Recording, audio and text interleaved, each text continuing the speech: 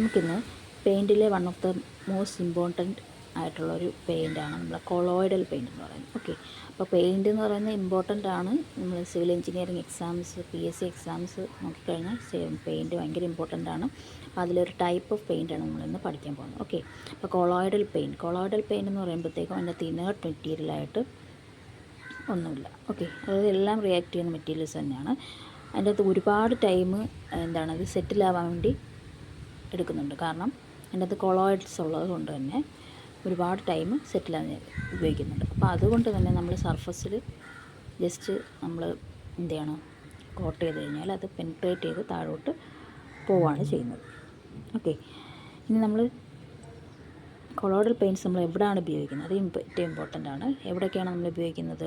നമ്മൾ wooden structures, അതായത് wooden ഫർണിച്ചേഴ്സിന് ഉപയോഗിക്കുന്നുണ്ട്. അതുപോലെ തന്നെ നമ്മളുടെ മെറ്റൽ മോട്ടോർ കാർസ്, മെറ്റൽ വെച്ചുണ്ടാക്കുന്ന മോട്ടോർ കാർസിൽ ഒക്കെ നമ്മൾ യൂസ് ചെയ്യുന്നുണ്ട്.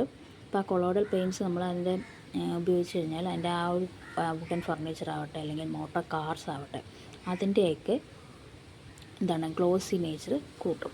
ഓക്കെ, അതിൻ്റെ കളറും ഒക്കെ ഇമ്പ്രൂവ് ചെയ്യാൻ വേണ്ടിയാണ് നമ്മൾ കൊളോയിഡൽ പെയിൻറ്റ്സ് യൂസ് ചെയ്യുന്നത്. ഓക്കെ, അപ്പോൾ കൊളോയിഡൽ പെയിൻറ്റ്സ് ഇനേർട്ട് മെറ്റീരിയൽസ് ആണ്, ഒന്നുമില്ലാത്തത്.